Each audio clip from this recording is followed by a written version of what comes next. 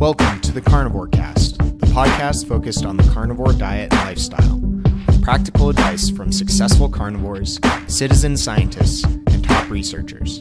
I'm your host, Scott Meslinski, and I'm here to speak with experts and experienced carnivores to get answers to your biggest and meatiest questions while helping you live your best life as a carnivore. If you enjoy the show, please consider supporting the Carnivore Cast on Patreon. By becoming a patron, you'll help us reach more people and continue to create content on carnivore. There are also exclusive perks available, such as private Q&As, consultations with me, and more. Become a supporter at patreon.com/carnivorecast. Check the episode description for the link. Thank you, and I'll see you there. Paul Saladino at Carnivore MD returns to the Carnivore Cast for the third time. Check out his excellent previous episodes 1 and 2, where we discuss topics like higher fat carnivore, SIBO, food poisoning, electrolytes, and much more. Paul has been beating the drum on the nose-to-tail, evidence-based, and ancestral-based carnivore movement, and is a classically trained MD as well as a functional medicine practitioner. He's the author of the Carnivore Code, Unlocking the Secrets to Optimal Health by Returning to Our Ancestral Diet, the host of the Fundamental Health podcast, which I love, and the founder of Heart and Soil, a complete nose-to-tail supplement company. Welcome back, Paul. So good to be here, man. I missed you. It's good to, let's chat. We'll chop it up. Likewise. Yeah. It's great to have you on. Always learn a ton and always have a great time. So, first of all, how are things going? You seem like, I don't know how you do so much. You're so busy and so productive. You know, I've been listening to Tim Ferriss's audiobook, Tools of Titans, and I heard a quote in there that I really liked. I think it was Derek Sivers or Chris Sacca.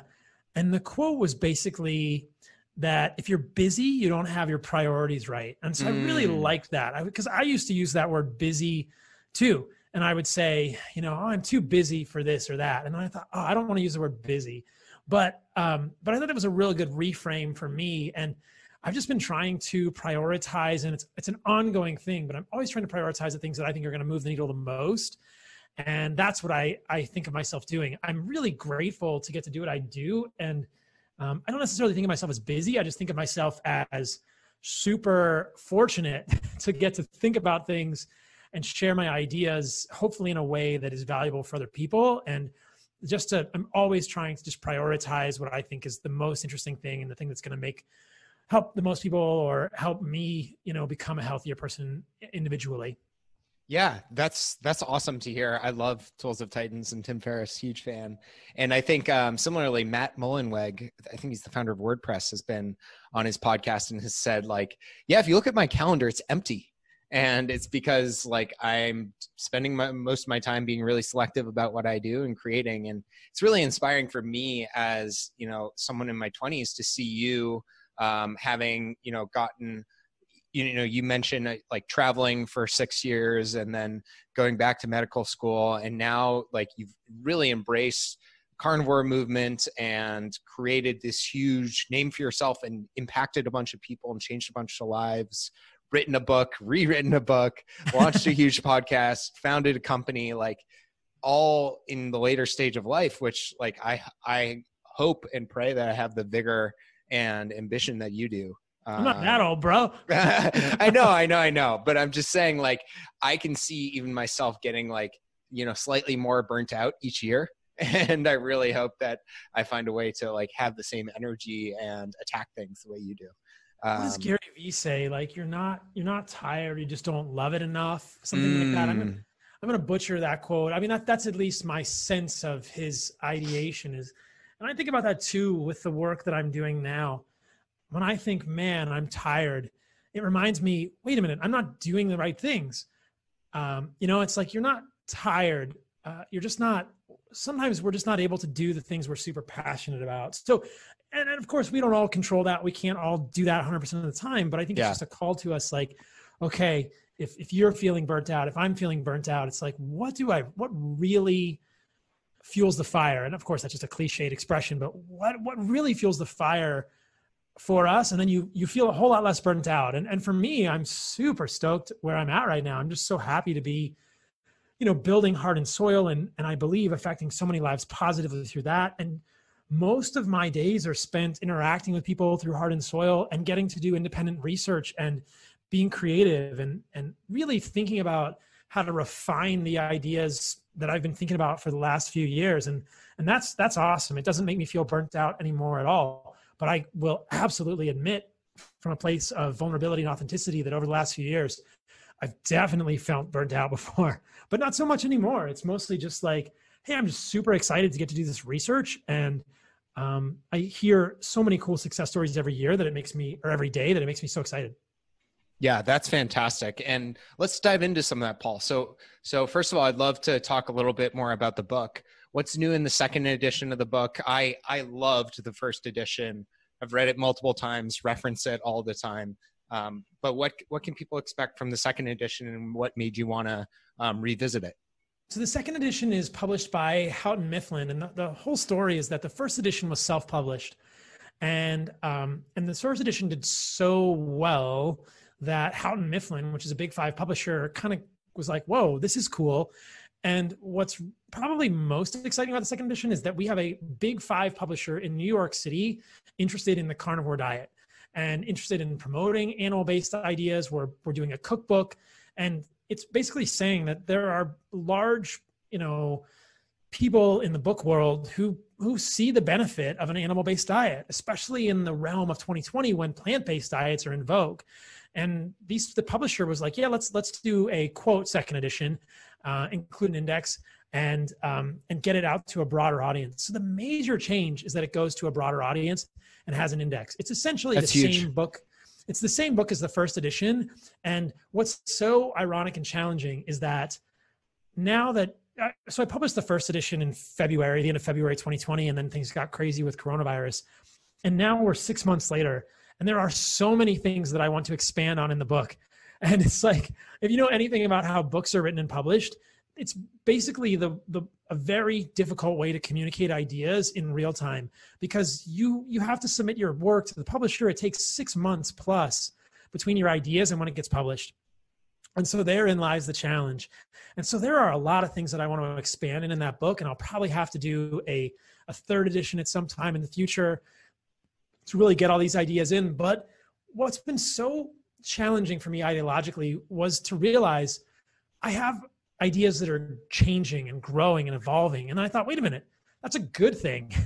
I don't think that as a health consumer, I would want to follow anyone whose ideas didn't change over time. I look at others in the health space outside of carnivore particularly, and they are saying the exact same thing they were saying 15 years ago. And I think, really, you haven't read a single paper, that makes you think anything could be slightly different or evolved or more nuanced than what you thought 15 years ago? That's just not someone that I think is going to create interesting, cutting edge content that's going to be valuable for people long term. So books are great, but they're like a snapshot in time. And I think you're always getting a snapshot in time that's like the author's ideas from 3 to 6 months ago. And that has to evolve. And I guess it's why audiobooks, or electronic books, are valuable, because you can, change the ebook in the moment, and everybody who gets the new ebook can get it. But the print version of the book is awesome, and I'm super proud of what I did. And I look back and I think, wow, there are so many cool ideas in that book that I just want to develop more, and that I want to keep expanding on. And that's going to be happening in the future. But most of it's happening in real time on my podcast, on podcasts like this one, on my social media. But books are challenging, man. They're just a very challenging medium, because we are always evolving. Our ideas are changing and we're learning. And a lot of the stuff becomes more and more nuanced. These rabbit holes don't end. It's not like we just end up in this carnivore rabbit hole and we go, oh, well, we figured it out. Everything. Yeah. This is where we are, It's like, wait a minute. No. There's another twist and a turn here, and it loops back on this one. And that's really what we have to realize, is that it's this constant evolution and refinement and expansion. And I look forward to doing that in the future with future editions of the book. But for right now, I just have to get comfortable with the fact that the book is a great start, and there are a few pieces of the book, and we can talk about which pieces these are, that I would love to expand on. Yeah, that's super interesting. And it reminds me of Tim Noakes in the Serial Killers documentary movie, where he rips certain pages out of his old book he wrote. I think it was The Lore of Running, where he wrote about the importance of carbohydrate feeding and loading before a big race. And he's like, I admit I was totally wrong. But yeah, it's so important to keep an open mind about those things. And that's what's great about podcasts. And I really like how you've been really adaptable and open-minded on your podcast. So what are some of those topics, Paul? I'd love to at least hear at a high level, what are some of the things you'd really like to expand upon in the first edition of the book? So I think the main one, and this was really challenging when I was writing the book, is I would love to expand and deepen the discussion of insulin resistance, which I think is a word that has to be it needs a funeral. Insulin resistance is the worst word. It's the worst terminology ever. The best word that I've come across, it's not my word, is metabolic dysfunction.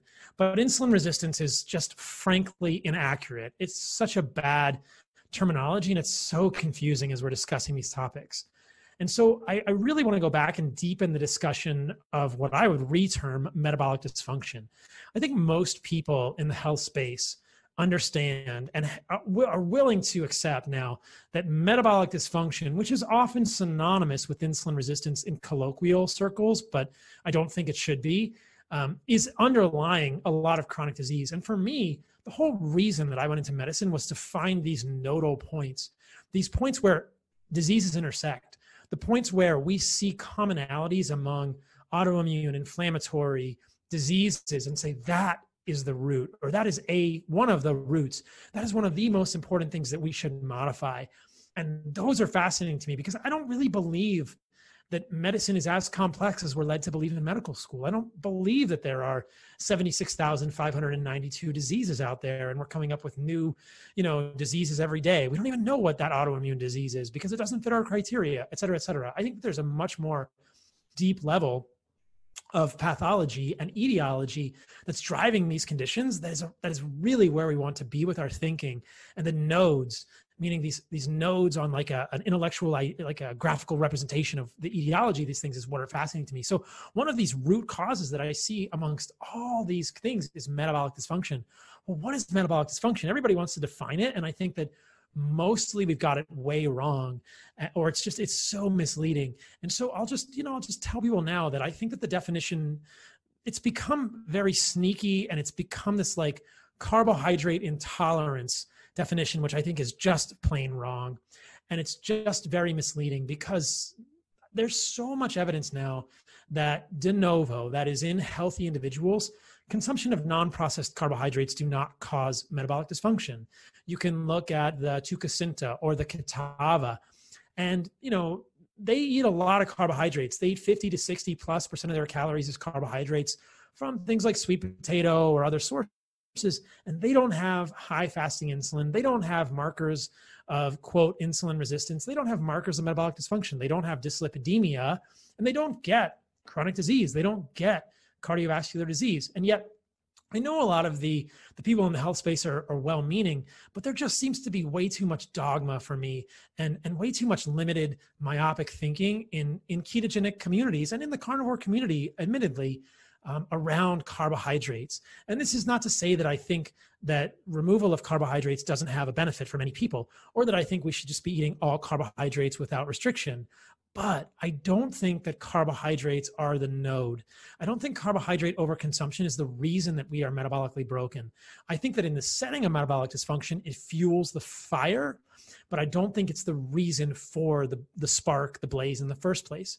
And though this may sound outlandish, I really think that the major problem here is linoleic acid driven. It's polyunsaturated fat driven, and we can get into some nuance there, but it has to do with overdistension of the adipocytes. And a lot of these ideas that I'm building on are from Peter at Hyperlipid, who I'm going to get on my podcast. But there's a really interesting theory that there's a lot of evidence to support this, that different fats do different things at the level of our mitochondria.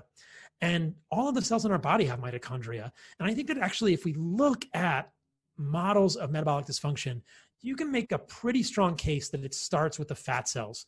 A lot of people get this, but I don't think they're connecting it to the mitochondrial perspective in the fat cell.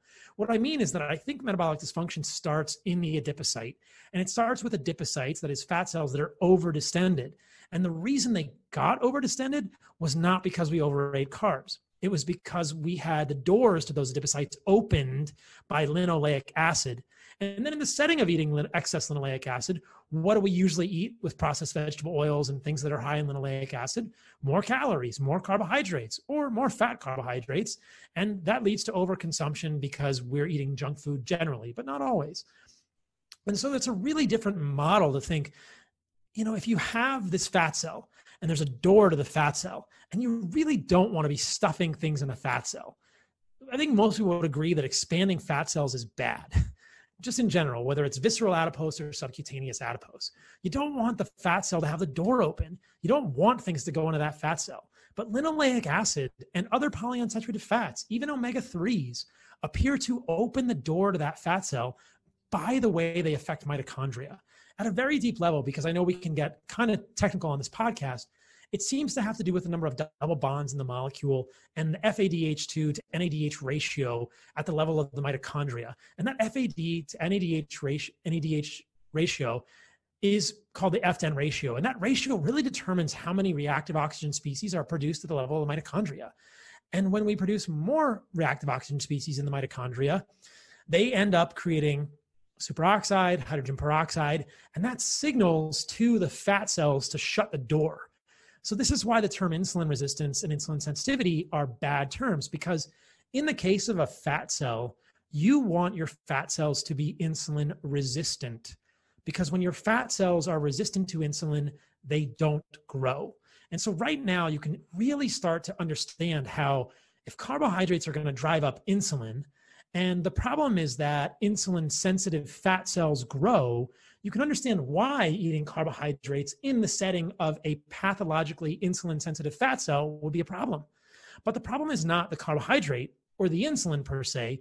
The problem is that the adipocyte is pathologically insulin-sensitive because you're giving it way too much of an input, way too much of a signal from that linoleic acid. So I'm going to pause there and make sure all that makes sense, and then we can move on.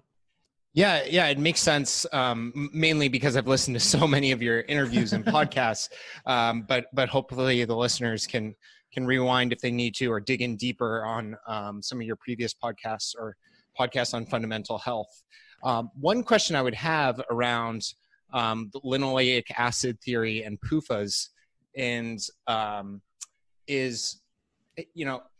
prior to the proliferation of seed oils and vegetable oils. I use the term vegetable oils just because people are more familiar with it, but really they're seed oils. Vegetable oil is a euphemism. Prior to the rampant inclusion of that in our diets, which we can argue when that really started, but it was probably mostly in like the 60s or 70s, right? 1911 was Crisco, 1865 was cottonseed oil, so it goes back even further. Okay. I was thinking of like the massive marketing of seed oils. But sure, like, didn't people have a lot of metabolic? Weren't there instances of populations with a lot of metabolic dysfunction prior to that just had grains or just had carbohydrates, but didn't have large amounts of linoleic acid? Which ones are you thinking of? There's no specific ones that come to mind, but I just try to think back to like some of the populations that Gary Taubes talks about, where you have like the Egyptians or different groups that turn from hunter-gatherer civilizations into agricultural and farming-based civilizations. And there's like a rampant increase in metabolic disease and just overall disease. Yeah, so we have to draw a little bit of a delineation there. In the book, in the Carnivore Code, I do talk about the Dixon Mounds people, and that was, I believe, from like 980 AD to like 1120 AD, and that's a population in Ohio that went from hunter-gatherers to agrarian. And we don't have any real way to know what metabolic dysfunction they had or did not have, right? But what we can see in those people is things like porotic hyperostosis, tuberculous lesions, and shortening of the bones. And I think those things can be due to poor nutrition. You can get grain-based nutrition that leaves you nutritionally bereft, right? But if we could go back and put a CGM on those people, it's hard to say. And so I think that that's a little bit distinct. We don't really have great evidence of metabolic dysfunction in those people. There are historical accounts, and I know in the Egyptians, people have said, oh, the mummies had atherosclerosis, therefore they had metabolic dysfunction in the Egyptians. But I think this is a really difficult characterization to make. And we have to be very careful not to make the same correlative errors that we will criticize plant-based advocates for when they're doing epidemiology. Yes. So essentially, it's all correlation. We can't draw a causative inference. We can generate a hypothesis. But one hypothesis of the Egyptians would be, yeah, their use of grains could have contributed to metabolic dysfunction. Okay, what argues against that? Well, the other possibilities are, I'll discuss the other possibilities and then I'll talk about why I can argue against that. So the other possibilities are that other things could have contributed to their metabolic dysfunction, like alcohol and or cigarettes and smoking, and or heavy metals from smelting or the use of metals. So it's so interesting to think about this, because if you actually go back and look at the Egyptians, in addition to eating grains, they were also smoking and drinking lots of alcohol. I saw on someone else's Instagram today, they used an example of King Henry VIII and his sort of very prolifically known gout and other things, which are pretty good indicators of metabolic dysfunction and obesity. And the person was saying, see, look, this is before the invention of seed oils. But yes, but not before the invention of alcohol. So there are many things that can cause us to become profoundly sick. Massive amounts of ethanol can do this as well. And so we have multiple competing hypotheses here, and that's why it gets a little sticky. If you're familiar with any of the history of Henry VIII, I think that most people would agree that he was kind of a glutton in many ways, right? So he's eating lots of fruit and probably lots of bread, but he's also drinking a ton of alcohol. And so is that the reason for his gout? This is where you start to say, okay, there are at least reasonable competing hypotheses that we should entertain here.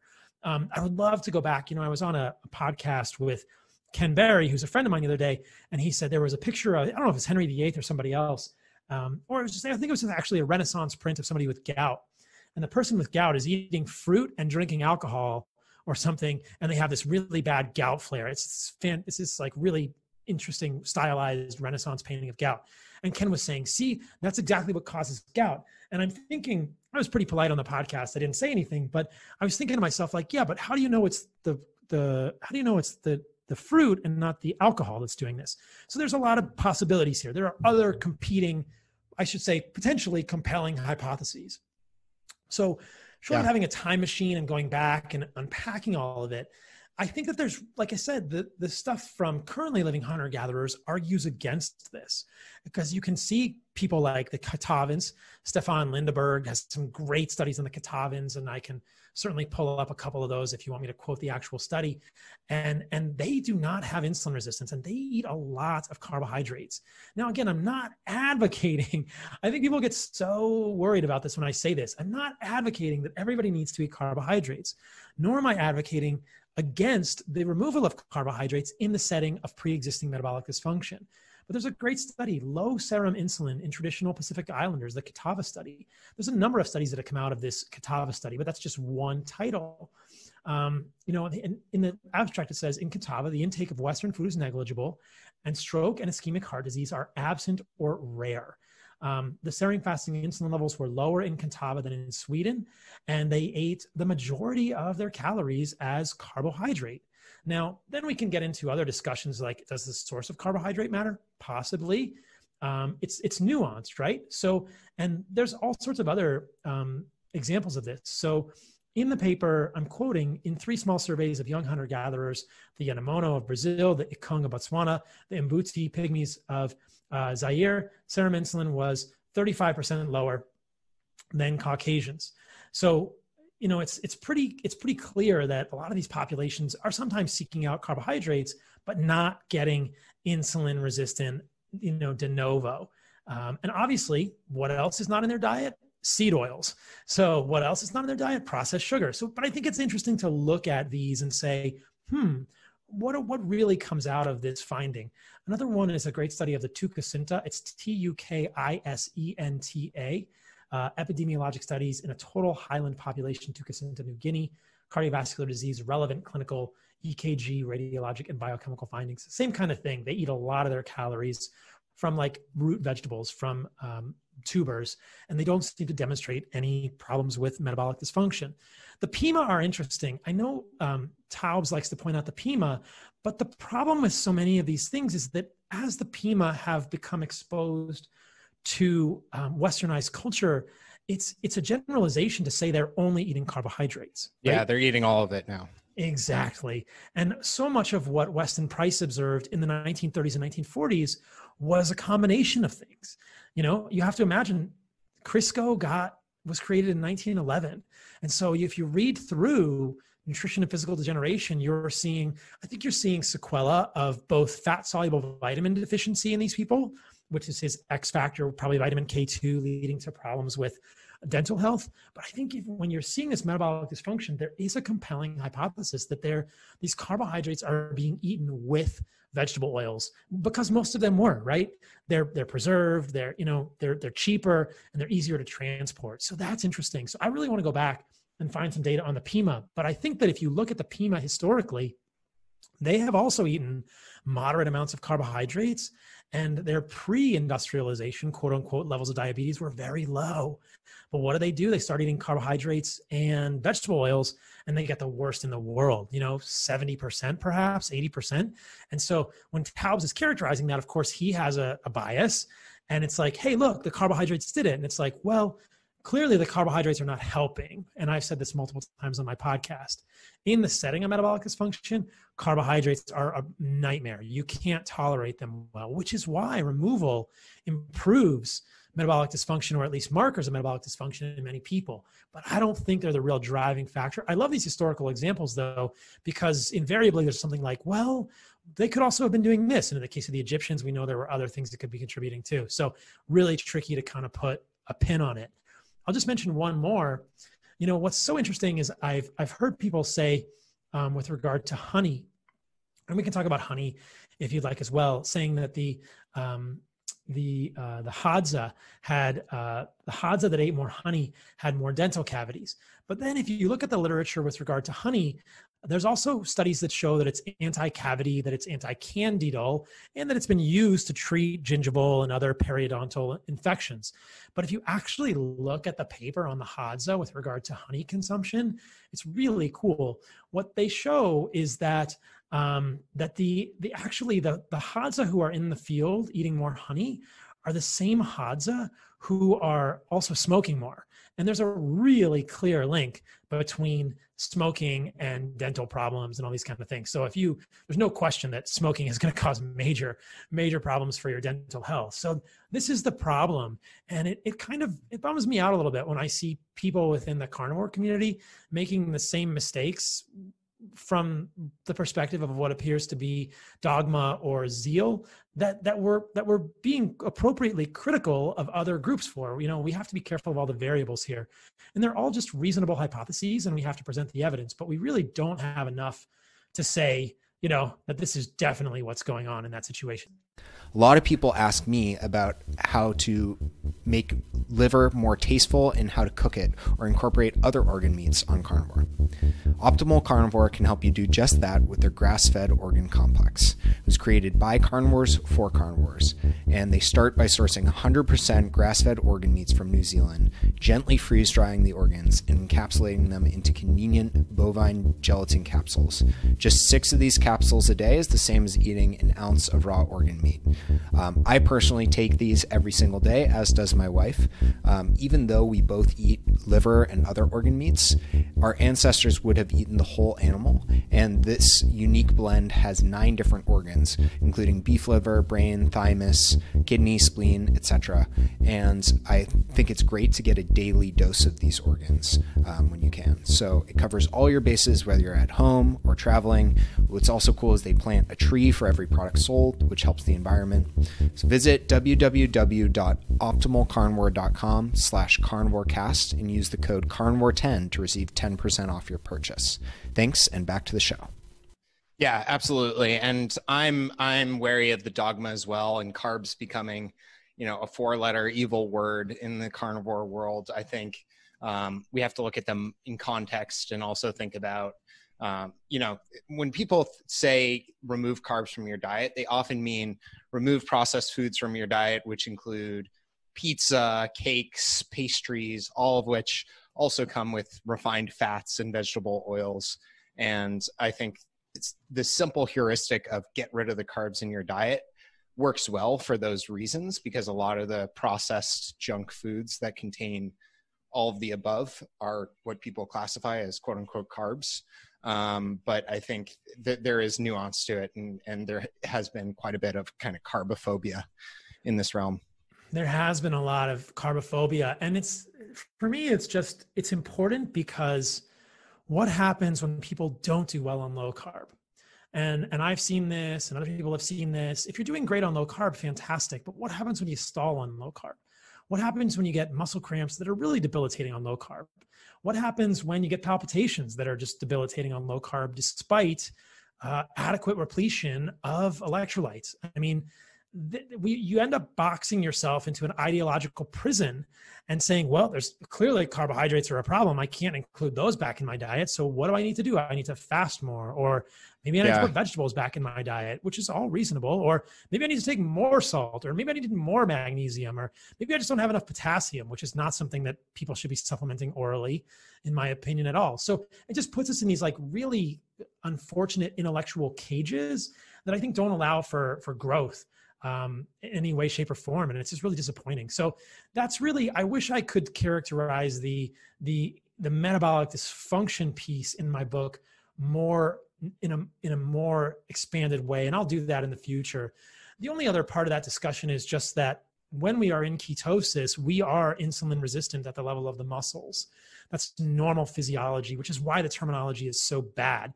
And look, it's pretty hard to ignore the fact that insulin sensitivity makes us fat.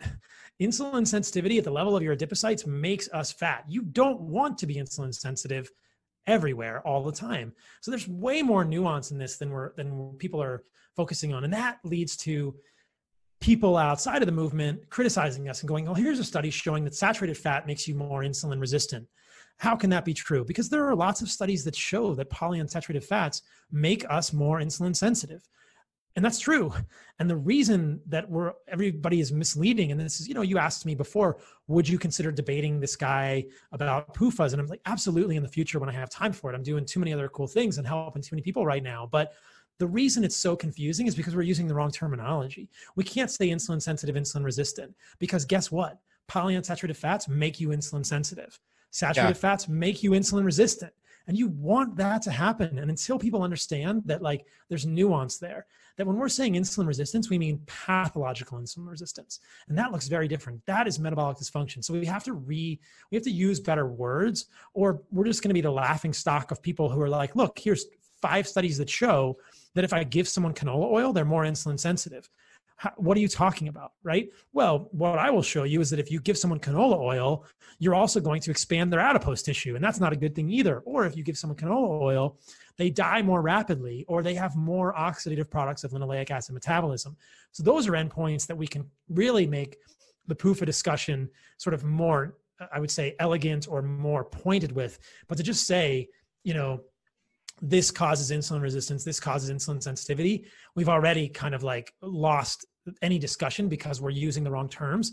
And that's, I think, why people are so confused. They're saying, look, canola oil makes people more insulin sensitive. You darn right it does, because at the level of the mitochondria, the job of linoleic acid is to keep those doors open. But in the fat cell, that means the fat cells grow.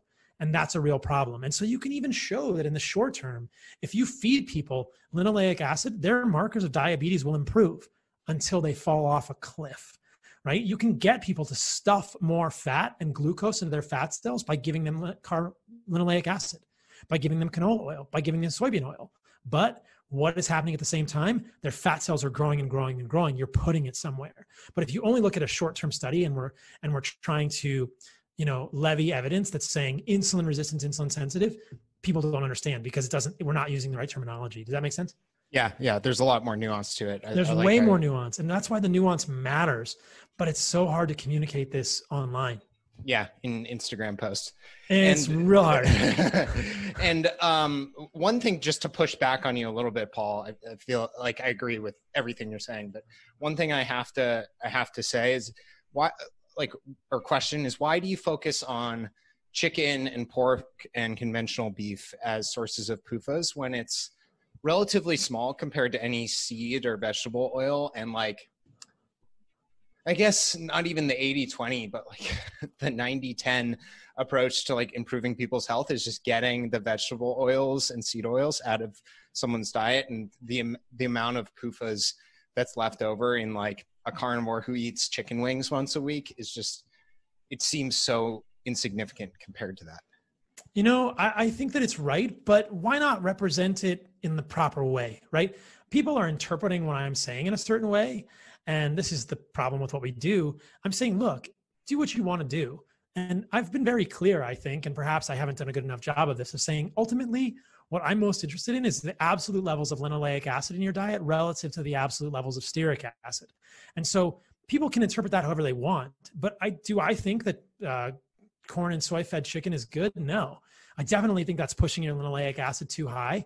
In the setting of an otherwise pristine diet, is that really going to be what pushes you over the edge? No, but I just believe in like precision, right? Like I believe in precision, and I believe in like saying, look, this isn't a good thing for you. The other thing to realize, Scott, is that present all the information. Yeah, well, then the information gets lost. And, you know, I see people on Instagram saying like, I'm going to go ahead and eat my McDonald's patties. And if you listen to what I'm saying carefully, I'm actually very clear that ruminant animal meat fed corn and soy looks very similar to animal meat fed, grass-finished. I think the corn and soy fed beef is going to have more glyphosate, more atrazine, more mold toxins, but the amount of linoleic acid is essentially equivalent in the ruminants. And I've always said that. If anyone is characterizing that discussion, then they're doing it incorrectly, because I've never claimed that that's the main problem. My main issue with corn and soy fed ruminants is just that they're factory farming, and we shouldn't be supporting that. And I think that's important for people to understand that. And that the meat could have other problems with things in the fat. The problem I have with chicken and pork is mostly with pork, because most of the time we're eating fatty pork rather than fatty chicken. If somebody wants to eat lean chicken meat and lean pork meat, yeah, you're not going to get a lot of fat in general. You're not going to get a ton of linoleic acid. But here's the thing. I'm always thinking about the people who aren't getting better. And, you know, there's a lot of people out there who aren't getting better with a standard approach. And there's, you know, I had a podcast with Brad Marshall recently, and there was a woman named Emmy that he had spoken to, he blogged about it publicly, who really wasn't losing weight, even on a 750 calorie diet, doing carnivore, doing keto. And then she included stearic acid and cut out chicken and pork and lost 14 pounds within a month and a half. And it's like, wow. Well, that's an N of 1, but it's a really interesting anecdote that for some people, they're just getting a lot of linoleic acid.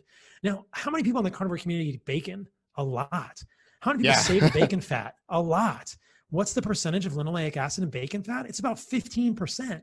Like if you're using bacon fat on everything, I believe you could potentially push past your linoleic acid threshold. And why does any of us want to fill our adipocytes more than we should? So I would rather present the clearest, you know, most precise thing. And that's just my foible, right? Yeah, I'm going to show people the ideal, and then hopefully paint a perspective.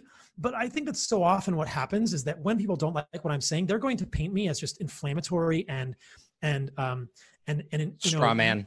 Yeah, well, they're going to kind of straw man me and say like, he's saying this. And I'm like, you know, actually I'm trying to have a nuanced perspective, but you like, you know, recreating what I'm saying isn't as nuanced as what I'm doing. And as you know, social media doesn't lend itself to nuance at all. It's like, he's against chicken and pork. He just wants to make it hard for you. And I'm actually, no, I'm providing free information that I want to help, you know, as many people as possible. And I want people to understand what the ideal is, because if you don't give them the ideal, they're not going to understand the concept. I can't ignore that concept. And so what am I saying? That look at the amount of linoleic acid in your diet in an absolute term, and then look at the amount of stearic acid in your diet, and, you know, basically make that ratio as high in stearic acid and as low in linoleic acid, and watch yourself thrive. That's in my opinion, the fundamental. And to ignore the linoleic acid in chicken and pork is like, that's a serious input for some people. I mean, if you're eating chicken wings once a week, maybe not a big deal. But if you're eating bacon every day or bacon fat, that's a pretty significant deal. You know, someone on Instagram did a post where they showed like how much extra linoleic acid there was in pork, but they were using lean pork. Like, I'm going to show you, if I do that calculation, of course they're straw manning me again here. I'm going to do that calculation with bacon fat and show you, hey, if you're using bacon fat to cook your eggs, and your eggs are fed corn and soy, and eggs are kind of high in linoleic acid in general, then you could get a significant amount of linoleic acid. And I think that it's just this balance beam, right? It's this seesaw. And again, this is a theory that we're developing, but there's a lot of evidence to support this, that the more linoleic acid you put in, the more those adipocytes are going to expand, and if you're crushing it and you're feeling good and, it's probably not an issue for a lot of people, but I wanted to let people know because there are a lot of people that aren't getting better. They stall. And this is, I think those are the people that I'm most interested in, because I think for most people, if they come to an animal-based diet and they cut out most vegetable oils and most grains and most beans and most plants, they're going to thrive. So I'm good there, right? We already helped a ton of people. But what I see as a clinician, as somebody that works with people here, as somebody that I'm always trying to understand, like, what about the people that didn't work for? Those are the people that I really want to help now. And those are the people that I think help me understand where the theory is inadequate. And that's why we refine it. But the irony is that to the mainstream, or to the majority of people in the carnivore or keto space, it looks like I'm splitting hairs, when in fact, I'm just trying to present a really precise idea. Does that make sense? Yeah. I'm really glad you clarified that, Paul. I'm totally on your side. And I think the way you present it is really, you're trying to help as many people as possible, and you're doing it in a very scientific and also thoughtful way. But again, so much of it gets lost when someone takes your argument, dumbs it way down, simplifies it, picks apart a certain part of it, and posts that on social media. It makes it really tough. Yeah. And I mean, from my perspective, it makes me think that maybe I need to do a better job of giving people the perspective. In my mind, I'm not saying everybody needs to stop eating chicken and pork, but I'm saying, if you're stalling, that would probably help a lot. And I don't do it. So I don't think it's helping anybody, especially if it's fatty pork. And it was really cool. So this podcast I did with Brad Marshall, he's a pork farmer, and he's interested in all this stuff as well. And, he's actually seen the pigs in the freezers, and he can tell what a pig has been fed just by touching the fat. And when a pig is fed corn and soy, the fat is soft, and you can just it'll indent with your finger. But if a pig is not fed corn and soy, if they're fed on a lower PUFA diet, it feels like suet, or it feels like, the fat on a ruminant. You can tell there's way less polyunsaturated fats in the fat. And pigs are supposed to have fat that's closer to a ruminant than what we've made. We're making high PUFA animals. And is that the main thing? No, it's not the main thing. Is it something we should ignore? I don't think so.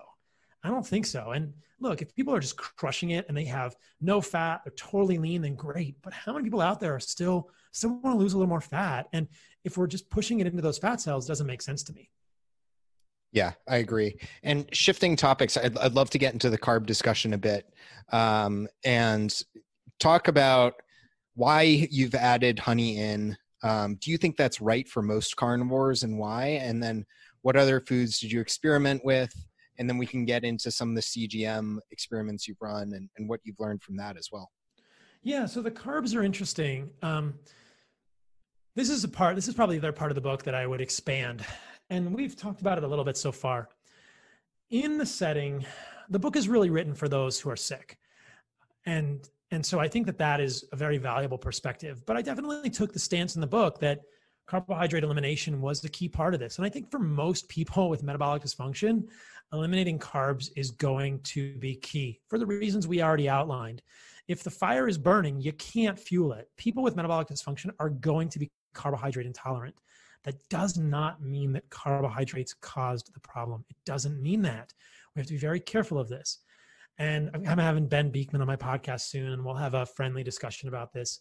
But I think there's too much parroting of information that it's all the extra carbs that are causing hyperinsulinemia, and that's why we're insulin resistant.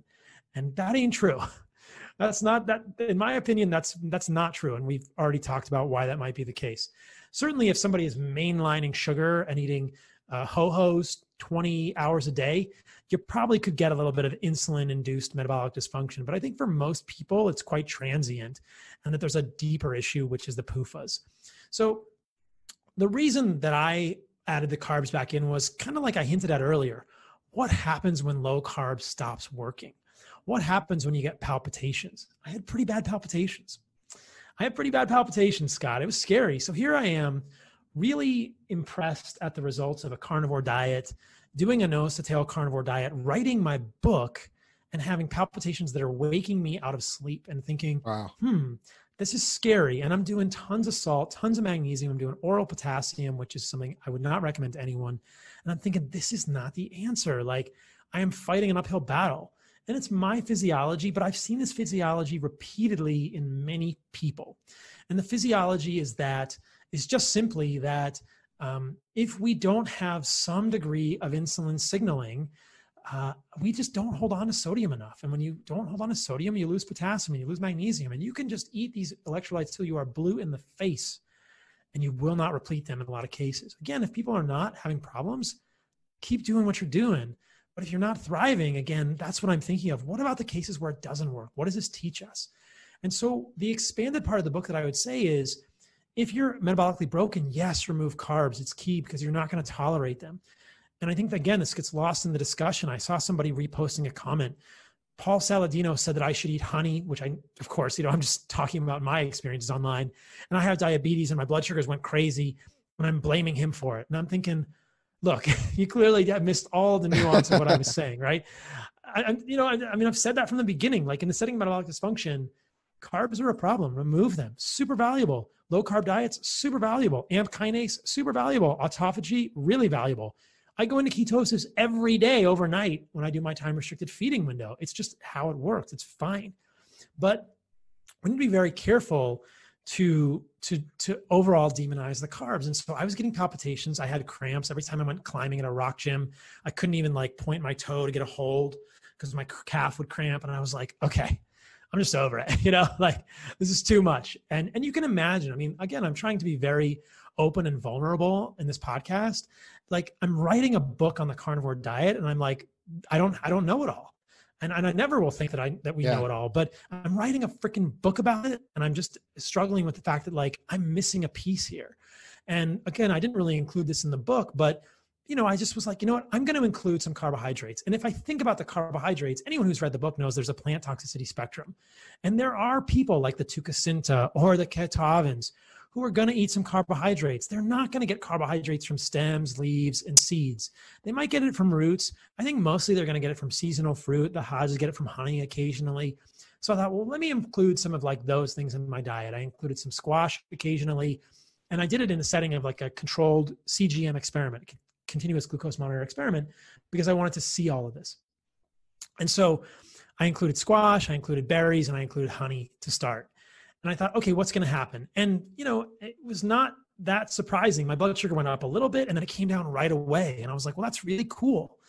And if you haven't seen a CGM or you don't know how to read these, people get worried about blood sugar spikes. And this is so much fear mongering around carbs and insulin and glucose. A blood sugar spike from 80 to 125 is nothing to worry about.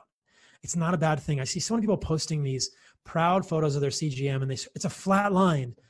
Well, great, but that's not the only way to do it. A blood sugar spike that goes up to 115 is not pathology, you guys. A blood sugar spike that goes up to 170 and stays elevated is. And in the continuous glucose monitor podcast that I've done on my show, I've clearly outlined that. There are some pretty well-established metrics for the way that your blood sugar should behave in response to carbohydrates. And I think this is absolutely the best indicator of overall metabolic health. And so what you see with mine, and I've shown this on multiple podcasts, we're not doing a video, so I can't show it, is that I'm kind of hopping along. My fasting blood sugar is like 76. My hemoglobin A1C is 4.6 to 4.8. I eat some honey and it goes from 80 to 120. And within an hour, it's back down to 75. And then I eat some honey in the evening and it goes from 80 to 110 and it's back down within an hour. That's exquisite insulin, quote, sensitivity. And of course, I'm using the term in the proper way now, meaning that insulin is moving in my body. I'm getting an insulin signal. It's disposing of glucose. What will happen in a lot of people who do long-term ketogenic diets is their fasting blood sugar will creep up and up and up. And there are many examples of this in ketogenic and carnivore communities that are just kind of brushed off as a side, is not a problem. And maybe they are, maybe they're not. But there's a lot of people who see fasting blood sugars 105, 120. There are some people with blood sugars of 126 that are fasting in the community. And you think, okay, is that a good thing or not? And so when I did the CGM podcast with the folks from NutriSense, you could see that in a 5-year zero carber or ketogenic dieter, their fasting blood sugar was 126 and their baseline blood sugar was 115 to 120. They never went below 105 all day. Talk about area under the curve, which is what we're thinking about with these. The Wow. AUC of that glucose is massive. And that person's hemoglobin A1C is going to be above 6. They're getting tons of glucose, just hanging out, and they're eating 0 carbs. This is persistent physiologic insulin resistance of just 0 carb for, in my opinion, too long. Now, does the body compensate? Yes. Do we know this is pathological? We don't, but it doesn't look good to me. You've got to figure that if your red blood cells are getting that much glycation, there's probably glycation to all of the proteins in your body to an accelerated degree, and we don't want that. So it's not, until proven otherwise, I wouldn't want that to be my CGM. I wouldn't want my hemoglobin A1C to be 6.3, and I wouldn't want my fasting glucose to be 126. Mine never got that high when I was 0 carb, quote, carnivore, but I have had clients who were like 106. It was creeping up, and I said, why don't you add back some carbs? Immediately it drops like 20 points. This is what we call metabolic flexibility. So their fasting goes down. So what we're really looking at is the AUC, the area under the curve for the glucose. And so what I found with my CGM was, hey, I did not get insulin resistant. I should not even use that word. I did not get metabolic dysfunction with a disordered postprandial glucose response from eating these carbohydrates. It doesn't happen. Like, I've proven it in myself. I'm going to put on another CGM today. But when I did that, I had been eating carbs for a few months already. It wasn't like the first week I've been eating carbs. So it's like, really, the definition of metabolic dysfunction is a disordered postprandial glucose response. No one can argue with that. My problem with so many of the characterizations today is that we're talking about fasting insulin. And if you are eating carbohydrates, a fasting insulin that is low is a very good indication of insulin sensitivity, quote unquote, or I will say metabolic health. Even with carbohydrates in my diet, and the only thing I've eaten in the last few months is honey, because I didn't like the way excess fruit made me feel. I didn't like the way excess squash made me feel. It just made me feel too full. I don't like the way fiber makes me feel in my stomach. Even with that, my fasting insulin is less than 3 micro IU per ml, and my C-peptide is 0.43. If any doctor saw that, they would think I had type 1 diabetes. I know better. I'm extremely insulin sensitive in that regard. Now, the problem here is this. I've heard people say, when you remove carbohydrates, fasting insulin drops. Therefore, carbohydrates are the cause or the biggest lever. And I think this is misleading, because if you're not eating carbohydrates, the fasting insulin, I don't think, is a good measure of metabolic function. You have to put a CGM on that person. And ultimately, what we're talking about here is the way that your body disposes of glucose in the setting of a glucose load. And so what we know is that for a lot of people who are diabetic, if you give them carbohydrates back, they're going to have a really disordered postprandial response. Even though their fasting insulin might be better, they're still metabolically broken. They're just still metabolically broken. And I think that's because the adipocytes are still overexpanded. A lot of them are not being told to cut out linoleic acid, which is leading to excess free fatty acids and all sorts of problems. So this is the nuance here, right? That fasting insulin isn't a good measure of insulin sensitivity, quote unquote, if you're doing a 0 carb diet.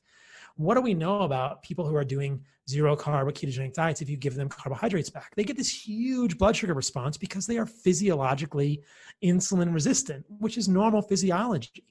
So, for instance, if you take someone, a pregnant mother, for instance, if a pregnant mother is doing low carb and they go to do an OGTT, an oral glucose tolerance test, they will usually fail it. And that's because the muscles have become physiologically insulin resistant. This is why I hate these terms. And that's a normal physiology. You don't want your muscles to become insulin sensitive when you don't have carbohydrates, because your body is making glucose for the red blood cells, the brain, the kidneys, the testicles, the ovaries. It's not for the muscles. You need to spare it at the level of the muscles. So this is normal physiology here. You want that to happen. This is normal partitioning of substrate, energy substrate in the human body. And the same thing happens in people who are on a 0 carb carnivore diet. If you give them carbohydrates, their postprandial glucose will go through the roof. But if you do that for a few days, the body adjusts and becomes insulin sensitive. And that's the point at which you can check their fasting insulin to see if they have metabolic health. Now, most people will. I think most people in the ketogenic and carnivore communities have gotten to the point where they're pretty metabolically healthy. But at the large, I don't think enough people are cutting out vegetable oil, and they can cut out the carbs and remain metabolically broken. And therein lies the importance of the nuance.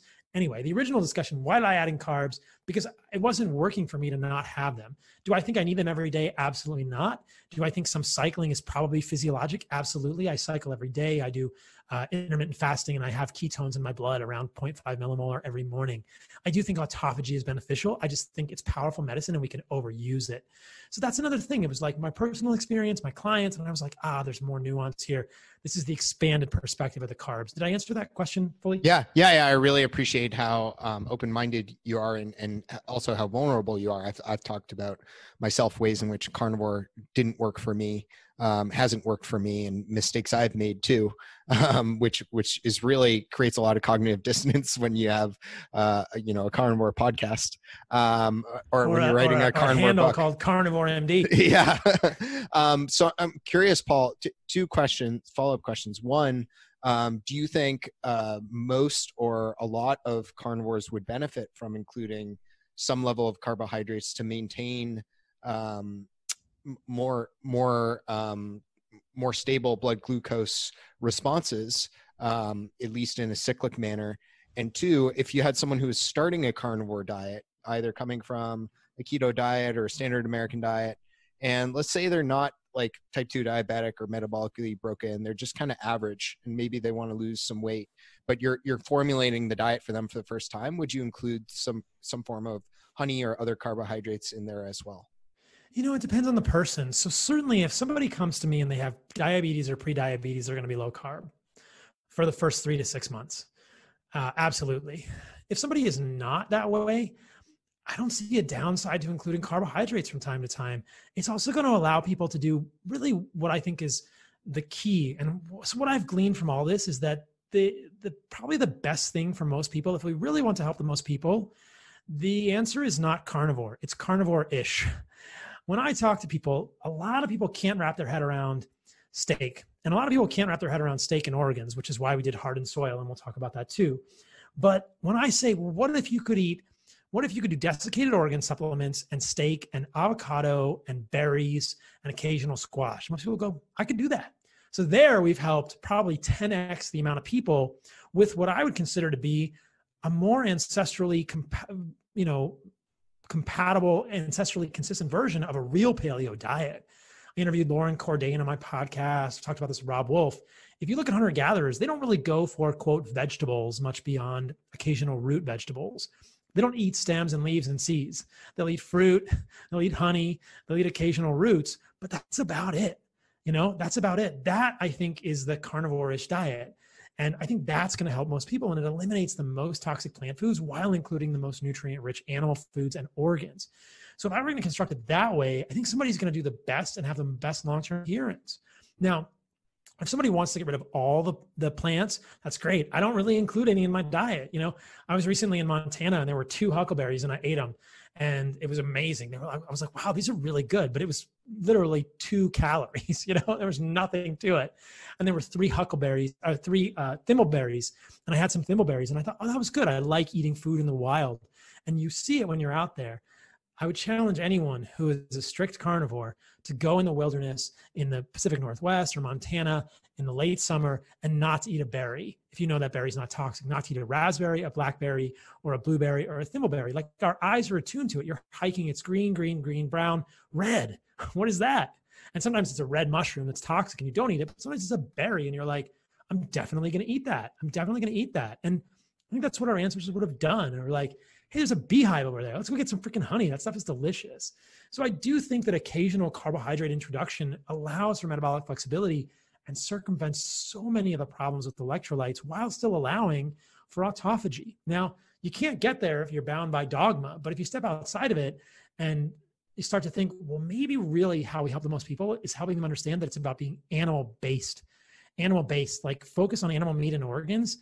And then beyond that, understand which foods are the more and less toxic and go from there, which plant foods are the more and less toxic. So, in answer to your question, if somebody comes to me and they're diabetic, I'm going to limit their carbohydrates and I'm definitely going to limit their linoleic acid. And I'm definitely going to get them a lot of stearic acid in their diet in a variety of sources, suet, et cetera, things like that.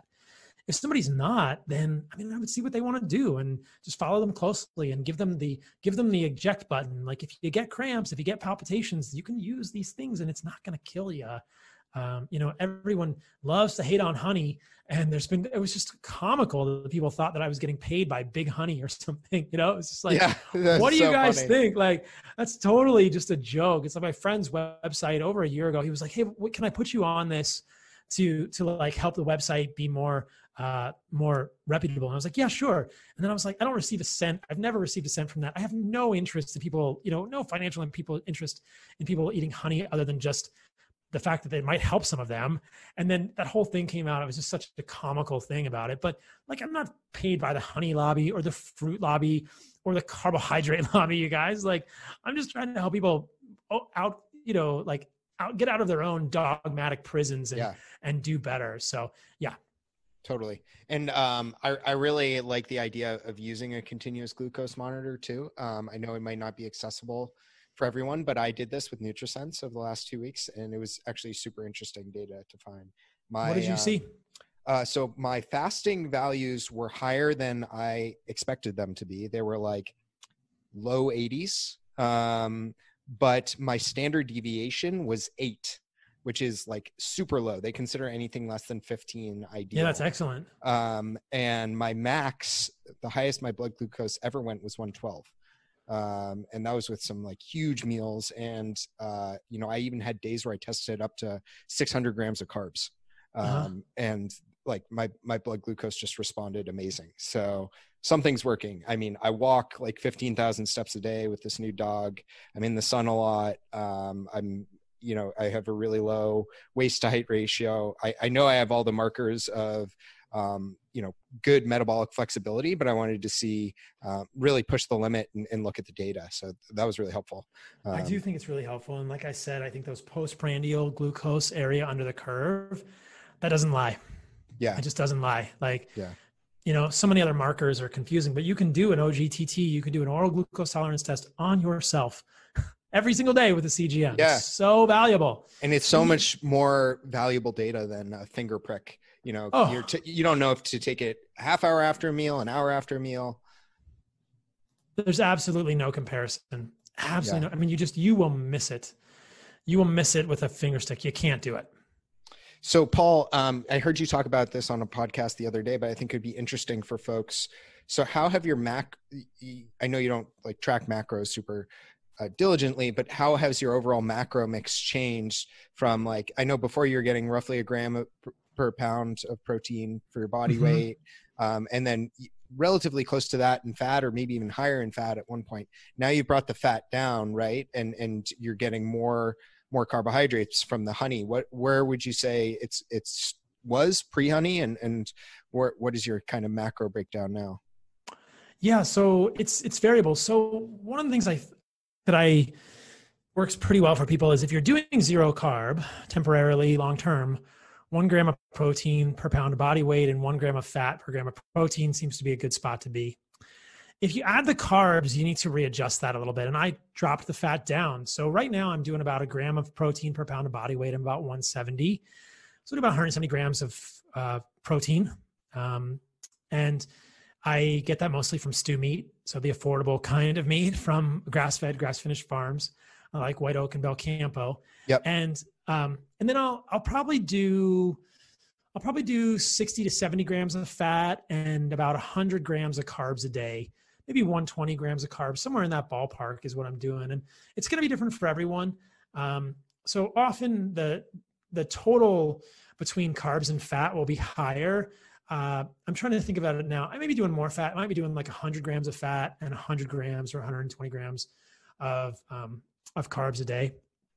But it doesn't really work as well. You can't do 1-to-1 anymore if you're including carbs in there, because they have less calories than fat. And you want to make sure, if you're trying to be isocaloric, again, I'm not a total calories in, calories out zealot, but if you're trying to be reasonably isocaloric, you're going to have to include, you're going to have to go above that ratio. So, in my case, it's about 170, 180 grams of protein, probably about 80 to 100 grams of fat, and probably about 100 to 120, maybe 130 or even 150 on some days, carbs on most days. And again, I'm going to wear another CGM soon and do that. But I just got a bunch of recent blood work and it's fascinating. I mean, I'm going to do a whole podcast about it, but my uric acid is like 3.8.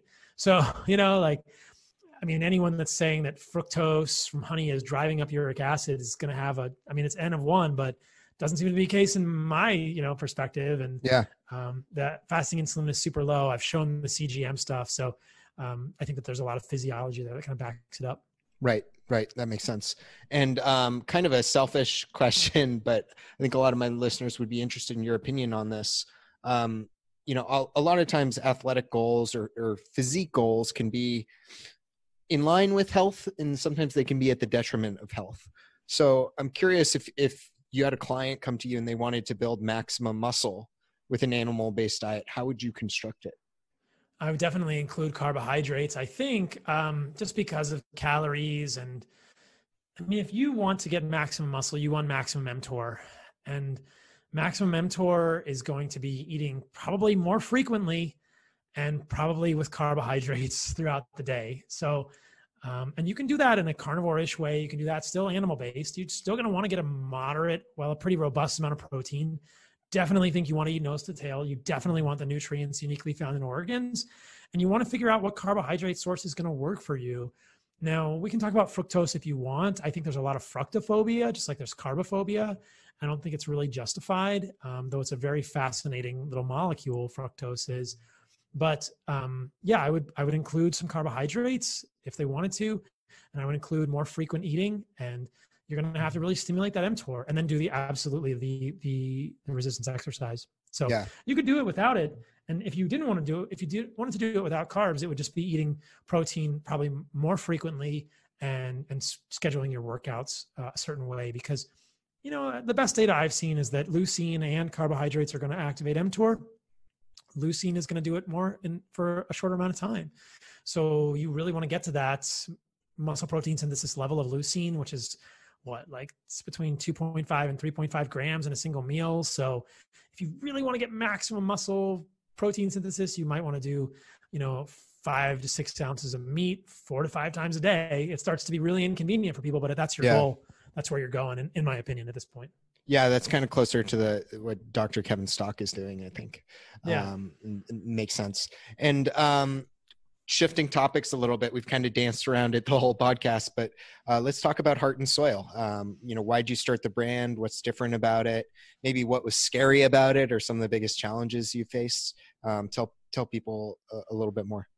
Yeah. So Heart and Soil is like the coolest thing I've done in many years. It's just this culmination, and it's just meant to be kind of my place to both provide people with what I believe are uniquely nutritious foods in a very convenient package in capsules. These are desiccated organs in capsules, sourced from grass-fed, grass-finished cows in New Zealand, and soon in a US-based supply chain that's in the works and coming very soon, and also a place where I can just put all the cool stuff for people in one spot. So at the Heart and Soil website, which is heartandsoilsupplements.com, all my podcasts are there, all my YouTube videos are there, and the blog posts are there. Everything is housed there. We're going to have the animal-based medicine referral network there.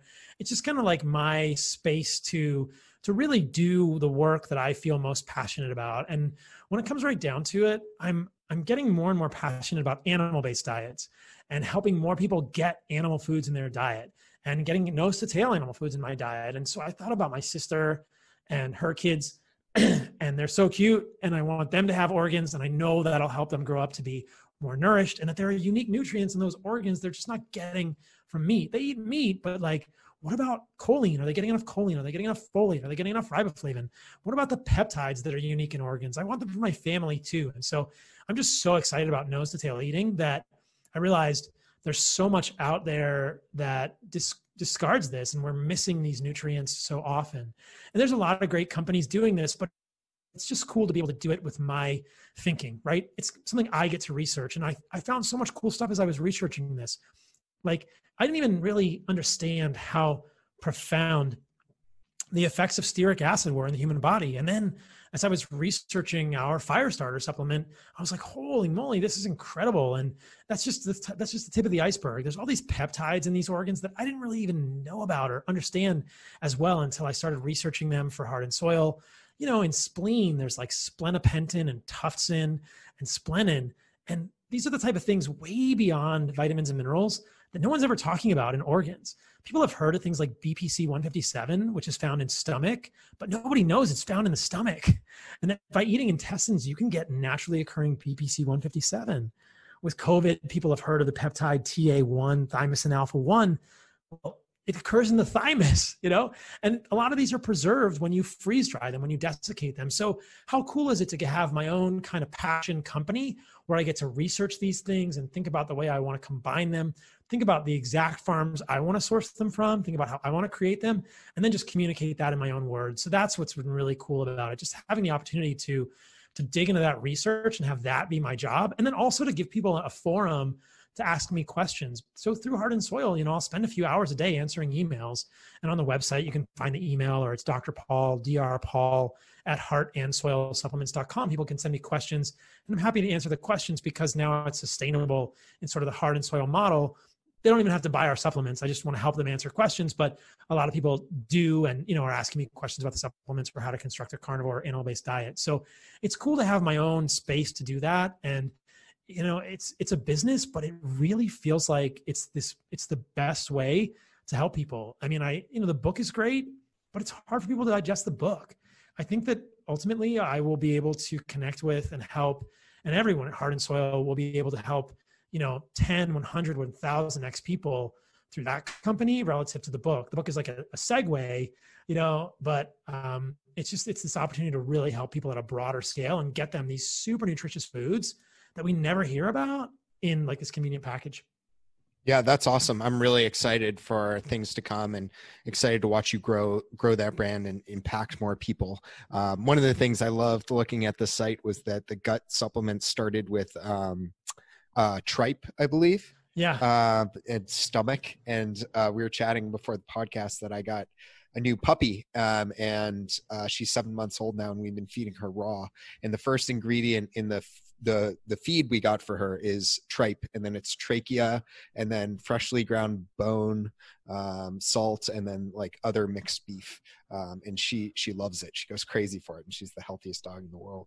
It's so cool. And what's interesting is I've heard from people, I don't have a dog, but I've heard from people who have dogs that if they only feed their dog muscle meat, sometimes the dog runs into problems. They get constipation. But when they feed the dog like the full grind with the bones and everything, the nose to tail, they just crush it. They have good poops. And I was like, that is so cool. And it makes sense, right? Like wolves are going to eat nose to tail.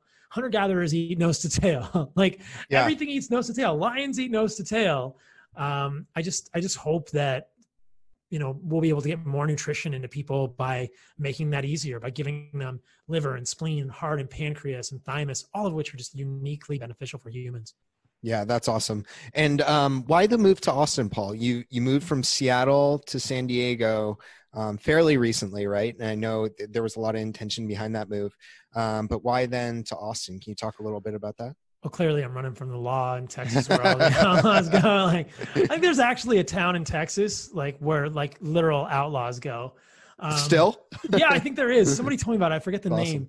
But I knew that I was going to build this company, and the best mentors I have are in Texas. They're mostly in Austin. And so the best mentors that I have for business and really the closest friends that I've developed in the last 5 to 10 years are in Austin. I thought, you know what?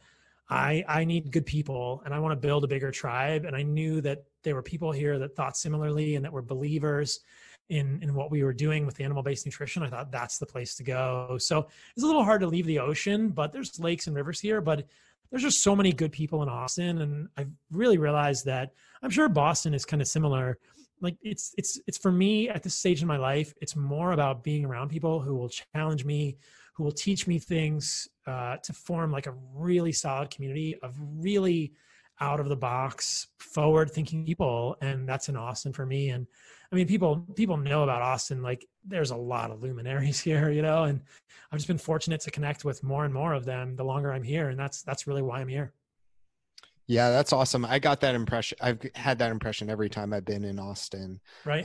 Just walking, even back in 2016 when I first went to PaleoFX, I think it's only grown since then, with all the great conferences there, all the great companies, the startup and tech ecosystem combined with the ranching and outdoors feel and a city of people who love being outdoors and value that. It's really a unique place. And if it weren't for the bugs, me and my wife would be there, but she can't stand it. I know. It's like, I made the mistake last night of working out at 6:45 and I'm fighting the mosquitoes big time. I figure it makes you tougher, but yeah, in the middle of the day, they're not so bad right now. I mean, there are bugs and I don't mind the bugs. I don't really love the mosquitoes, but I just think, oh, all right, well, it makes me tougher. But you're right. I mean, there be bugs here for sure, but there's also a lot of other cool things. And, coming back, I was just in Montana, and, it's not alpine. I'm not going to climb huge mountains, but there's definitely some wild spaces, and hunting season is coming up. I'm excited to hunt.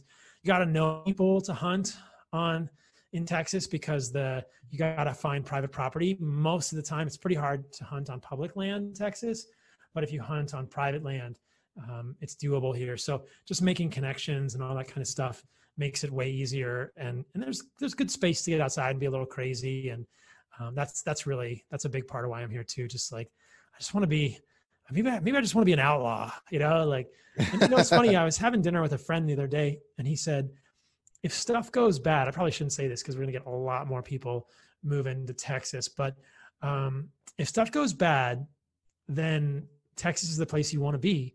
We have our own power grid. Apparently, there's an Eastern United States and a Western United States power grid, and Texas has its own power grid. And we might even have our own, a lot of municipalities have their own water supply, but we have our own power grid. If there's a state that's going to secede from the union first, it's going to be Texas. You're ready. That's where I want to be, man. The Alamo. Yeah, that's where I want to be. So, and there's just a lot of good people. I mean, there's all kinds of great people here, so it's a good spot. That's awesome. Well, Paul, this has been another great chat. Really enjoy speaking with you every time. I feel like I learn a ton. I'm going to have to re-listen to this several times to make sure I get all the nuance. But thanks so much for coming on. I'll have links to the show notes to your podcast, your website, Heart and Soil, everything. And folks should definitely go check that all out. It's great stuff and really excited for everything you have ahead too. Thanks so much, brother. It's really fun to talk to you. And it was a great conversation. Really enjoyed it. Yep. Have a great one. You too, man. If you enjoy the show, please consider supporting the Carnivore Cast on Patreon. By becoming a patron, you'll help us reach more people and continue to create content on carnivore. There are also exclusive perks available, such as private Q&As, consultations with me, and more. Become a supporter at patreon.com/carnivorecast. Check the episode description for the link. Thank you, and I'll see you there. Thank you for listening to this episode of the Carnivore Cast. If you enjoyed this episode, please review on iTunes. It really helps us out. And share it with a friend. What questions would you like answered, or who would you like to hear from in the carnivore research community?